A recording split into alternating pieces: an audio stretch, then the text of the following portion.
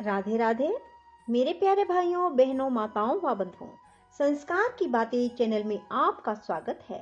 बंधुओं, आज मैं आपको श्रवण करवा रही हूँ मोक्षदा एकादशी व्रत कथा, पूरन पूजा विधि और एकादशी व्रत का महत्व क्या है। बंधुओं, यदि आपने YouTube चैनल संस्कार की बातें अब तक सब्सक्राइब नहीं किया तो जरूर करें और बेल आइकन दबाना ना भूलें। बोलो विष्णु भगवान की जय हो। मोक्षदा एकादशी व्रत कथा। मार्गशीर्ष मास के शुक्ल पक्ष की इस एकादशी के व्रत को विशेष रूप से मोक्ष प्रदायक माना गया है।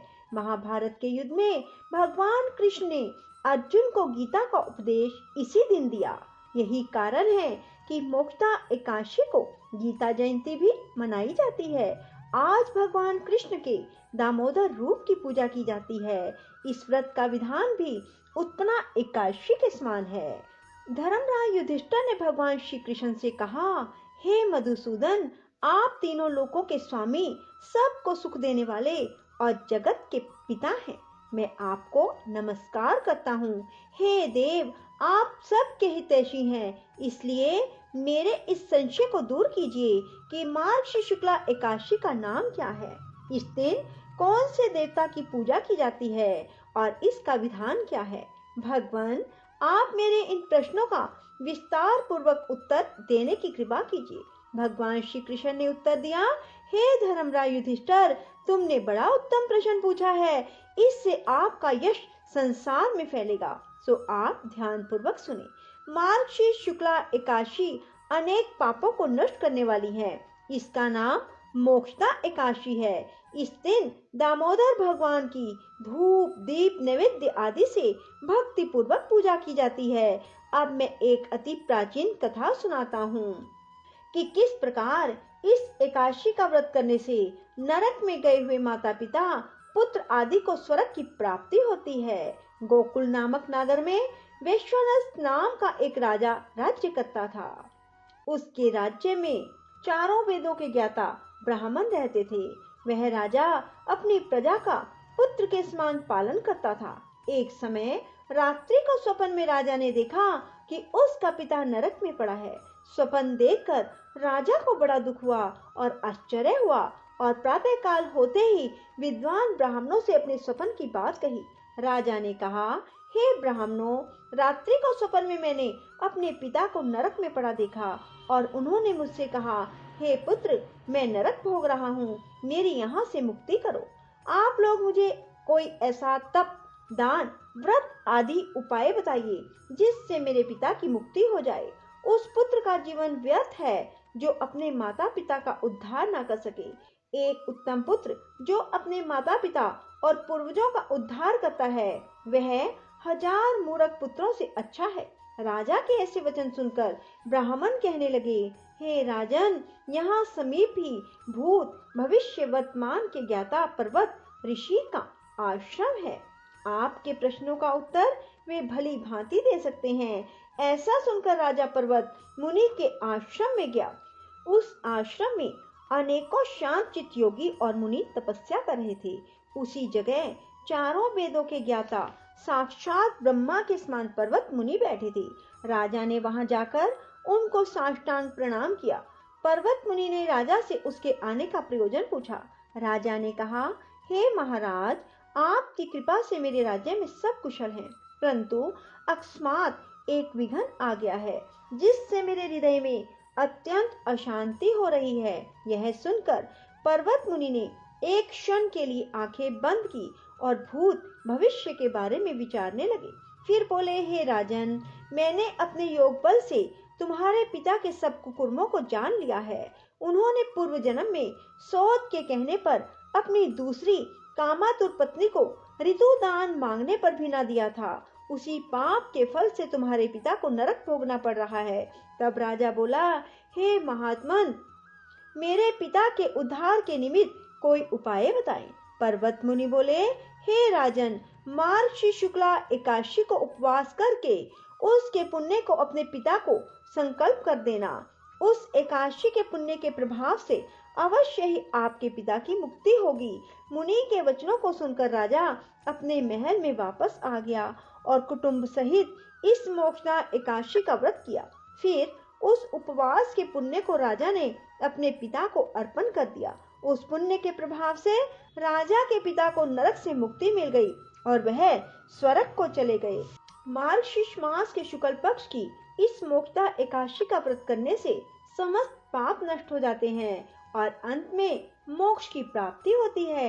इस व्रत से बढ़कर मोक्ष देने वाला कोई व्रत नहीं है। इस कथा को पढ़ने और सुनने मात्र से वाजपेयी यज्ञ का फल प्राप्त होता है। यह व्रत मोक्ष देने वाला और चिंतामणि के समान सभी चिंताएं दूर करने वाला है।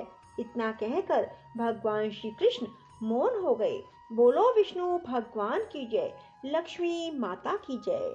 बंधुओं, मोक्षदा एकादशी के दिन प्रातःकाल जल्दी उठें, स्नान आदि से निवृत्त होकर भगवान की षोडश उपचार पूजा करें। भगवान को तुलसी दल अर्पित करें और पीले रंग के फूल भगवान को अवश्य अर्पित करें। सारा दिन भगवान विष्णु के नाम जाप में बिताएं। श्रीमद् भागवत गीता सुने, गर्भ गीता सुने, भगवान विष्णु के 108 नाम या फिर सहस्त्र नाम सुने। रात्रि जागरण करें, अखंड दीपक अवश्य जलाएं। द्वादशी के दिन व्रत का पारण करें। पहले स्नान आदि से निवृत्त होकर भगवान की पूजा करें और फिर किसी ब्राह्मण को भोजन कराएं। उसके बाद स्वयं भोजन ग्रहण करें। बंधुओं, एकादशी के दिन किसी का दिल ना दुखाएं, बाल आदि ना कटवाएं और ना ही धोएं। किसी जीव की हत्या ना करें, किसी का दिल ना दुखाएं, किसी की निंदा ना करें। बंधुओं, जो कोई भी मोक्षदा एकादशी का व्रत करेंगे उन्हें मोक्ष की प्राप्ति होगी, इसलिए सभी मोक्षदा एकादशी का व्रत अवश्य करें। बंधुओं, यदि आपको हमारी वीडियो पसंद आए तो इसे लाइक करने के साथ साथ शेयर अवश्य करें और कमेंट बॉक्स में राधे राधे लिखना ना भूलें, ताकि आपको कथा श्रवण का पूर्ण फल प्राप्त हो सके। श्रीमन्नारायण नारायण हरि हरि, भजमन नारायण नारायण हरि हरि, श्रीमन्नारायण नारायण हरि हरि, भजमन नारायण नारायण हरि हरि, श्रीमन्नारायण नारायण हरि हरि, भजमन नारायण नारायण हरि हरि, श्रीमन्नारायण नारायण हरि हरि, भजमन नारायण नारायण हरि हरि, श्रीमन्नारायण नारायण हरि हरि, भजमन नारायण नारायण हरि हरि, श्रीमन्नारायण नारायण हरि हरि, भजमन नारायण नारायण हरि हरि, श्रीमन्नारायण नारायण हरि हरि, भजमन नारायण नारायण हरि हरि, श्रीमन्नारायण नारायण हरि हरि, भजमन नारायण नारायण हरि हरि, श्रीमन्नारायण नारायण हरि हरि, भजमन नारायण नारायण हरि हरि, श्रीमन्नारायण नारायण हरि हरि, भजमन नारायण नारायण हरि हरि, श्रीमन्नारायण नारायण हरि हरि, भजमन नारायण नारायण हरि हरि, श्रीमन्नारायण नारायण हरि हरि, भजमन नारायण नारायण हरि हरि, श्रीमन्नारायण नारायण हरि हरि, भजमन नारायण नारायण हरि हरि, श्रीमन्नारायण नारायण हरि हरि, भजमन नारायण नारायण हरि हरि, श्रीमन्नारायण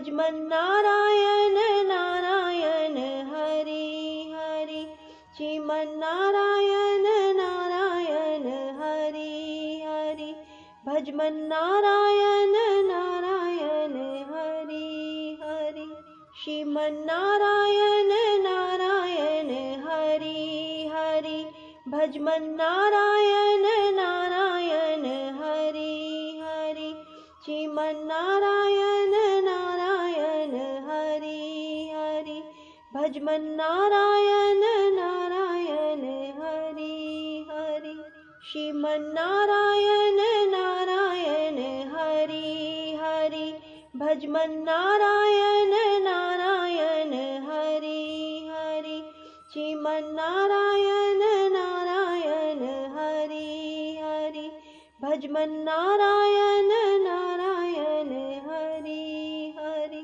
श्रीमन नारायण नारायण हरि हरि, भजमन नारायण नारायण हरि हरि, श्रीमन नारायण नारायण हरि हरि, भजमन नारायण नारायण हरि हरि, श्रीमन नारायण नारायण हरि हरि, भजमन नारायण नारायण हरि हरि, श्रीमन नारायण नारायण हरि हरि, भजमन नारायण नारायण हरि हरि, श्रीमन नारायण नारायण हरि हरि, भजमन नारायण नारायण हरि हरि, श्रीमन नारायण नारायण हरि हरि, भजमन नारायण नारायण हरि हरि, श्रीमन नारायण नारायण हरि हरि, भजमन नारायण नारायण हरि हरि, श्रीमन नारायण नारायण हरि हरि, भजमन नारायण नारायण हरि हरि, श्रीमन नारायण नारायण हरि हरि, भजमन नारायण नारायण हरि हरि, श्रीमन नारायण नारायण हरि हरि, भजमन नारायण नारायण हरि हरि, श्रीमन नारायण नारायण हरि हरि, भजमन नारायण नारायण हरि हरि,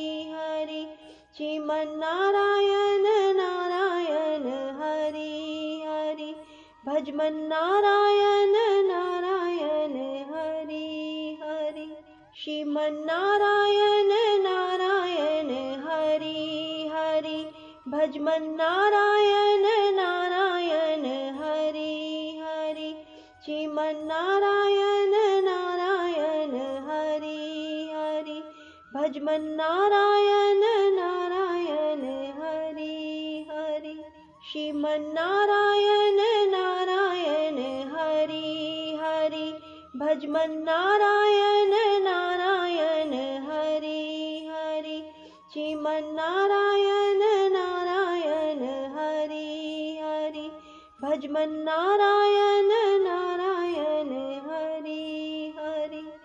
राधे राधे, जय श्री कृष्ण, धन्यवाद।